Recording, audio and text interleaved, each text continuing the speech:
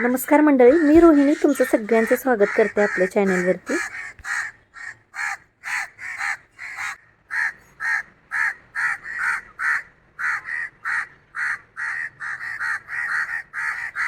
तर हे दोन कावळे जे आहेत ना, ते आमच्या इथून काय हालतच नाहीत. ते बाहेर जरी आपण आलो तरी काव काव करतच राहतात. आणि सकाळी सकाळी आधी आंघोळ करून घेतली आणि आंघोळीला गेल्यावरच बाळाची दुपटी धुवून टाकली. पूर्वी ना दिवसाची सुरुवात छान अशी देवपूजन व्हायची, पण आजकाल ना ही बाळाची दुपटी सकाळी सकाळी धुण्यानेच दिवसाची सुरुवात होत असते. पण खरं सांगू का, या छोट्याशा जीवामुळे ना आयुष्य बदलले, पण अजूनच सुंदर झाल्यासारखं वाटते. त्याच्यानंतर मात्र मी देवपूजा उरकून घेतली. आज तसं सकाळपासून वातावरण ढगाळ आहे एकदम, कधी पण पाऊस येईल असं वाटते. स्वयंपाकाला सुरुवात करायच्या आधी म्हणलं आधी देवपूजा करून घ्यावी, त्याच्यानंतर मग बाकीच्या कामाला लागायचं.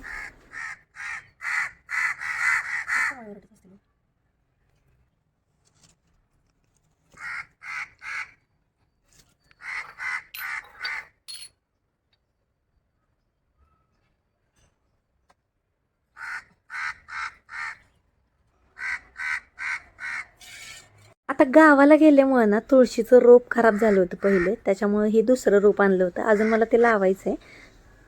8-10 दिवसात पुण्यात आल्यापासून एवढी धावपळ झाली होती की ते वेळच नाही भेटला मला ते लावायला.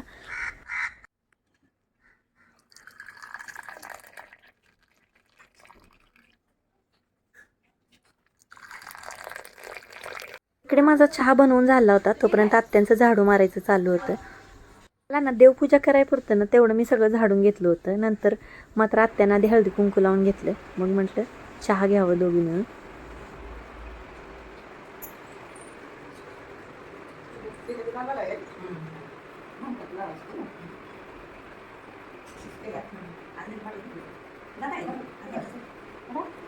आयुष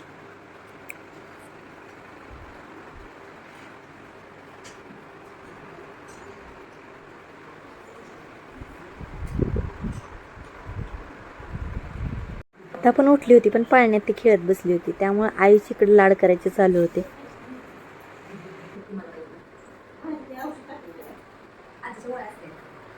तर इथं आयुष ना चहा प्यायला मागत होता, म्हणून त्याला समजावून सांगत होता आम्ही चहा पिल्यानंतर काय काय होतं. आणि जे आम्ही त्याला समजावून सांगत होतो तर तो म्हणायचा तुम्हाला पण होईल ना, मग तुम्ही दोघे कशाला पिताय चहा.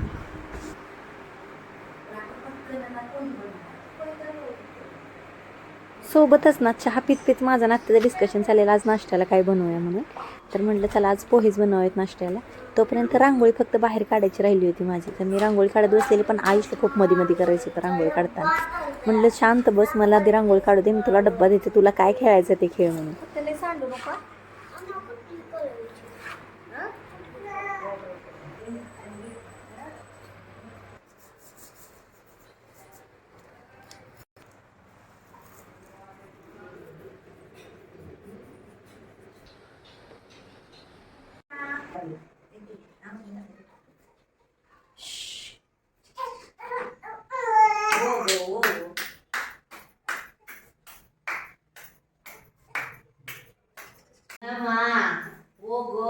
काय मम्मा?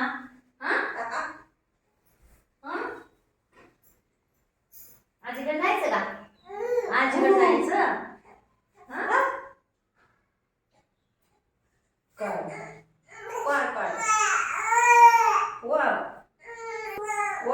आजीकडे जायचं.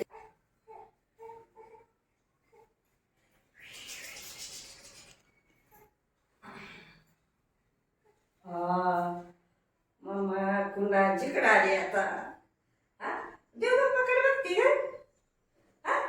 जे जय बाप्पा.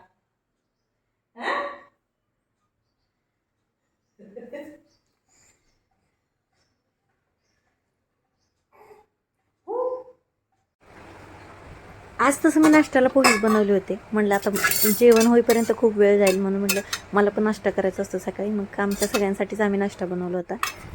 नाश्ता करायला आयुषला आवाज देते तर तो काही येत नाही आहे, कारण तो मित्रांसोबत खेळायचं चालू आहे. आत्या बाळाला घेऊन बसलीत, म्हणलं आधी तिला उचलून पाळण्यात टाकावं, मग निवांत नाश्ता करता येईल.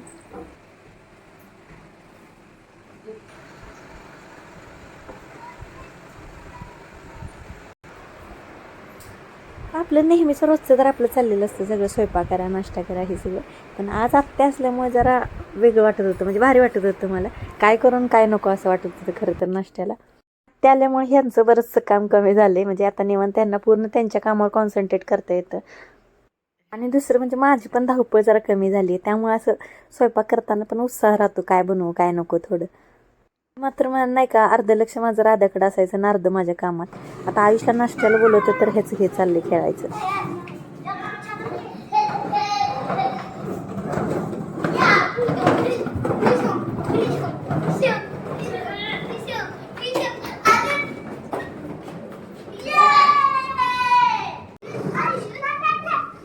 मुलांना एवढं बिनधास्त खेळताना भारी वाटत होतं.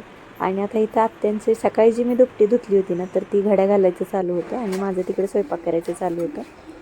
आज तसं जेवायला म्हणलं तर चपाती, मुगाची भाजी, आत्यांसाठी भाकरी बनवायची होती आणि भात, एवढा मेनू होता. तर थोडीफार वरची कामं झाली की आम्ही सगळे मिळून जेवायला बसणार होतो. आता इथं आहूनचं थोडंसं काम चाललं होतं आणि इकडं राधाला झोपवायचं चालू होतं.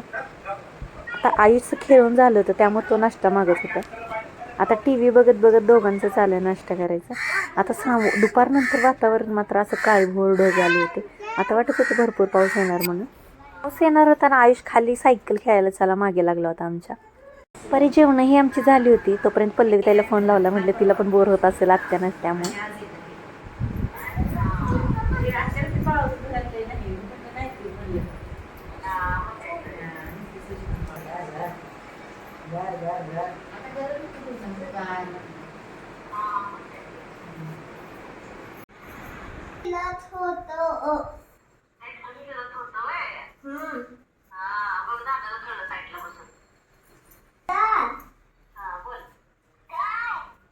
तुला माहित का इथं बादलच काल झाल्या, त्यात पाऊस पडणार नाही इथं.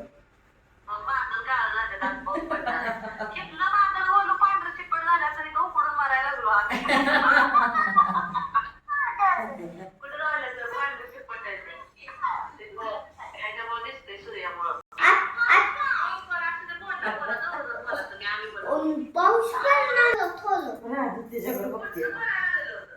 वरून पडत होत.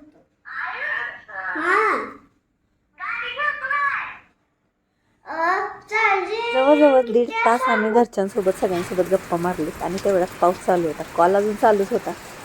आता पावसाच्या येण्यामुळे मात्र वातावरण थंड झालं होतं. उकाडा पूर्ण बंद झाला होता आणि वातावरण एकदम थंड झालं होतं.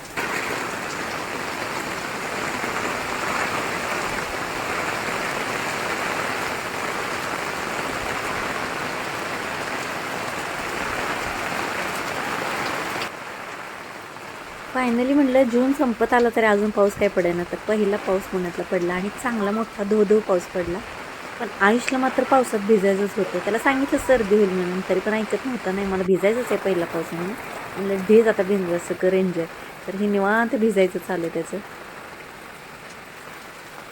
त्याला मस्त एन्जॉय करताना ना मला पण भिजू वाटत होतं खरं तर. पण काय बाहेरून आत बसूनच फक्त पाऊस एन्जॉय करायचा, आयुषला एन्जॉय करताना बघत बघत.